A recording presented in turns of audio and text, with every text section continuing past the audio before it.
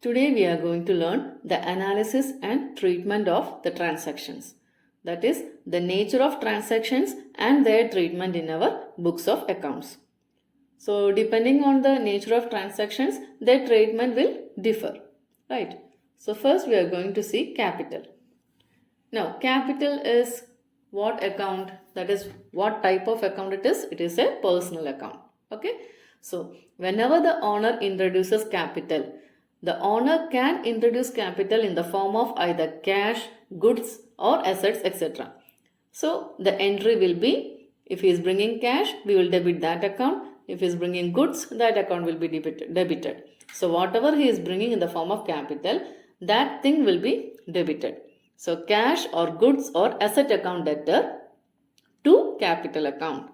Narration being cash or goods or assets introduced as capital. So the journal entry is explained in the form of narration.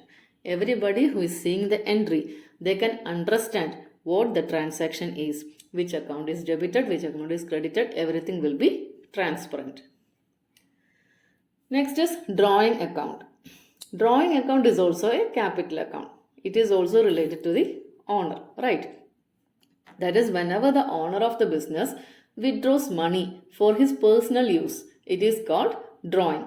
And the balance of this drawing account will be transferred to the capital account at the end of the accounting year. So here the entry is drawing account debtor to cash account, because the cash is going out of the business. Okay. Here the narration is being withdrawal of cash for personal use. And this introduction of capital as well as withdrawal of capital may occur any time during the accounting year. Okay.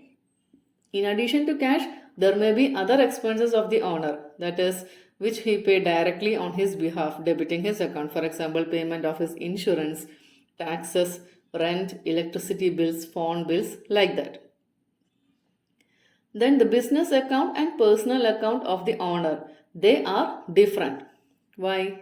Because we already learned the owner of the business and the business, they both are separate entities, right? Okay. Then next comes trade discount. So the trade discount is allowed by the seller to the buyer, and it will be entered directly on their sales invoice. Okay. And the buyers in this case usually are wholesalers, traders, manufacturers, etc. And they will further sell this material to their customers, or they will be using the material in their manufacturing process.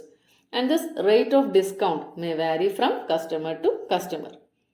Then what is the treatment for this trade discount? There is no need to pass any journal entry in this case. Why? Because we are recording the sale on the net of trade discount. After deducting the trade discounts, everything, we are recording the sale on the accounting books. So if we get trade discount, we have no separate entry for that. It is already reflecting in our sales.